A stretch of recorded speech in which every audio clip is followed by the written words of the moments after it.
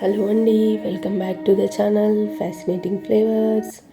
ఈరోజు నేను ఇంకో కొత్త రెసిపీతో వచ్చానమాట.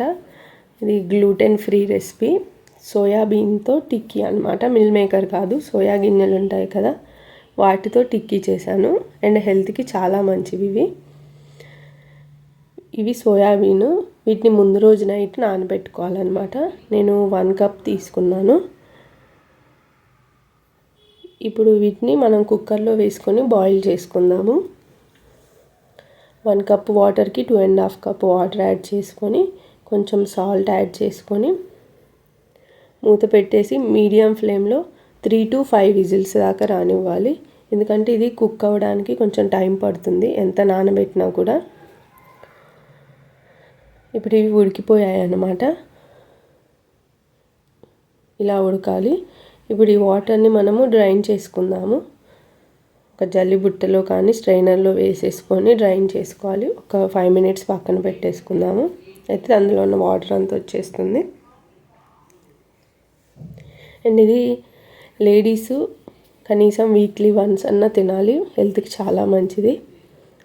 వీటిని మనము వడలపిండిలాగా బరకగా మిక్సీ జార్లో వేసుకొని గ్రైండ్ చేసుకోవాలన్నమాట. దీన్ని ఇప్పుడు మనం గిన్నెలో తీసేసుకుందాము.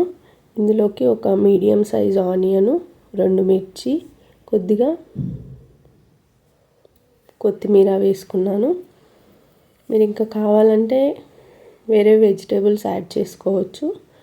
ఇందులోకి ఒక 1/4 స్పూన్ పసుపు, 1/4 స్పూన్ కారము, 1/4 స్పూన్ జీరా పొడి, కొద్దిగా ధనియాల పొడి అండ్ చాట్ మసాలా కూడా వేసుకున్నాను నేను. ఇందులో వేసేసి మంచిగా మిక్స్ చేసుకోవాలన్నమాట.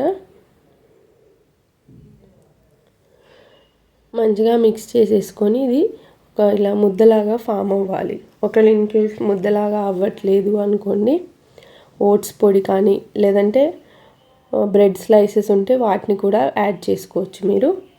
నాకైతే ముద్దలాగా అయిపోయింది, సో నేనేమీ యాడ్ చేయట్లేదు. ఇప్పుడు వీటిని మనం చిన్న చిన్న టిక్కీలాగా చేసుకుందాము. చేతికి కొంచెం ఆయిల్ రాసుకొని మీకు నచ్చిన షేప్లో మీరు టిక్కీలాగా చేసుకోవచ్చు.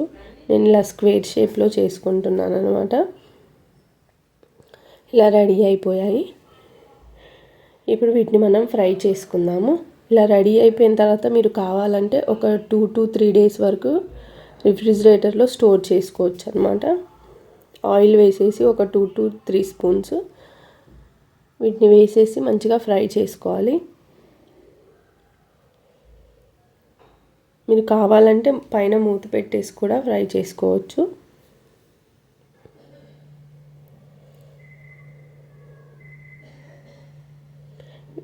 ఇప్పుడు ఇవి ఫ్రై అయ్యాయి ఒక సైడ్, ఇంకో సైడ్ మనం టర్న్ చేసుకుందాము.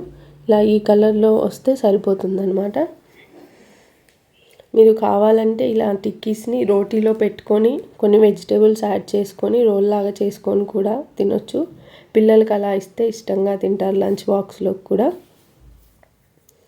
అంతే అండి, 2 వైపులా మంచిగా కాలిపోయాయి. ఈ సోయాబీన్ టిక్కీలు రెడీ.